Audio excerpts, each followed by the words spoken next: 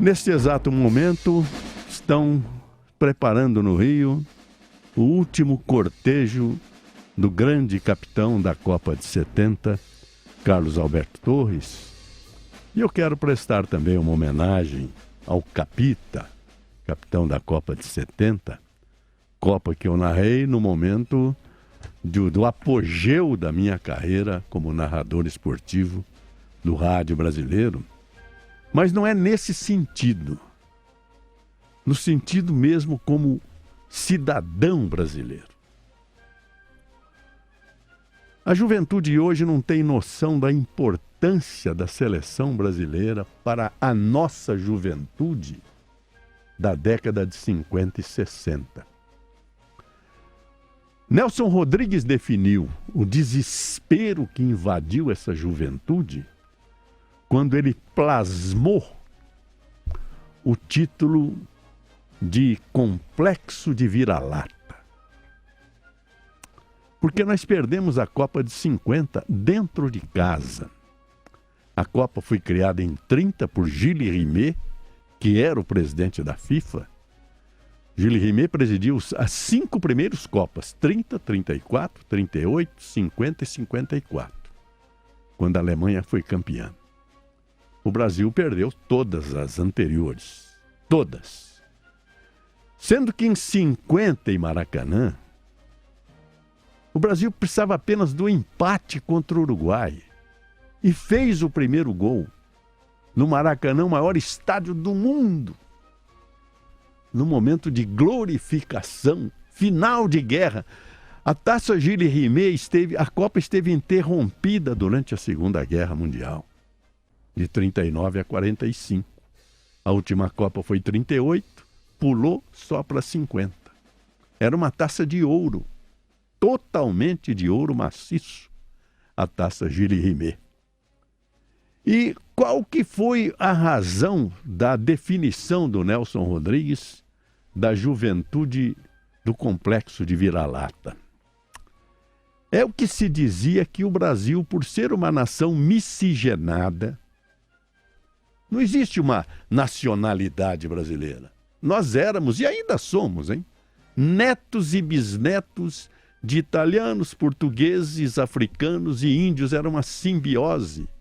E dizia-se que, em razão dessa mistura, o homem brasileiro não era capaz de definir e dominar os momentos finais das grandes conquistas. Então, essa miscigenação era a justificativa do fracasso brasileiro em todas as Copas do mundo. O Brasil já tinha uma grande seleção, grandes astros. Na Copa de 38, na Itália, nós tínhamos Leônidas da Silva, chamada La Perle Noire, a Pérola Negra, o Diamante Negro, que hoje é nome de chocolate até hoje. Nós ganhamos de 6-5 da Polônia, o Leônidas fez 4 gols. Eu estive com Leônidas em Varsóvia, 30 anos depois, em 68, com a seleção brasileira. Todas as homenagens da Polônia não eram para a seleção brasileira, era por Leônidas, o zagueiro da seleção polonesa, chamado Stepanik. Foi chamado para o centro do campo junto com o Leônidas e o estádio se levantou para aplaudir os dois 30 anos depois. Mas não ganhava nada. O Brasil perdia as finais de Copa do Mundo. Em 54, então, na Suíça, foi uma tragédia. Aos 12 minutos do jogo contra a Hungria tinha um timaço do Puskás, o time do Honvéd famoso. Aos 12 minutos estava 2-0 para a seleção da Hungria e o Brasil foi desclassificado já nas quartas de final. Então aí plasmou-se o complexo de vira-lata.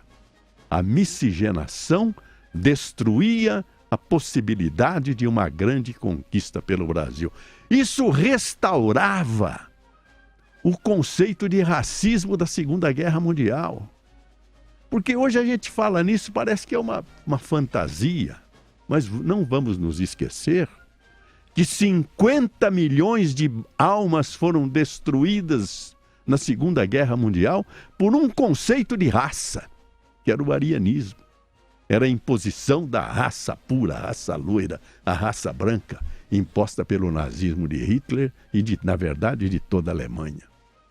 De modo que a miscigenação era uma mística, realmente. Era um complexo que atingia a nacionalidade e a juventude brasileira. De tal maneira que quando o Brasil conquistou a Copa de 58 em plena Suécia, com toda a nossa negritude de Djalma Santos, o show de Garrincha e o espetáculo de um menino de 17 anos, menor de idade, chamado Pelé, reconstruiu-se o orgulho nacional, a seleção brasileira. E aí ganhamos 4 anos depois, em 62. E a Taça Gili perdemos na Inglaterra, é certo, Pelé esteve contundido. Mas em 70, disputava-se em definitivo esta taça de ouro, a Gili Rimet. E eram 3 nações. Era a Alemanha, bicampeã, a Itália, bicampeã, e o Brasil, bicampeão. Nesta época, mês de junho de 1970, os jogadores da seleção brasileira elegeram Carlos Alberto Torres, o capitão desta juventude. E ali estavam Pelé, Tostão, Gerson, Rivelino, Jairzinho, o zagueiro Brito, que também era um grande líder do Vasco da Gama. Eles elegeram Carlos Alberto o capitão.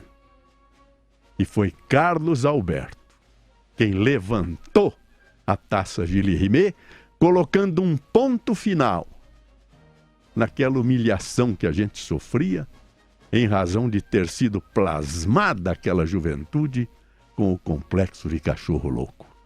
Foi a partir de 58 e consagrando em 1970 a ideia de que o Brasil miscigenado era um Brasil espetacular, de uma juventude liberta e de uma nacionalidade que, ao contrário do que se dizia, que a miscigenação destruía no ser a capacidade de vencer.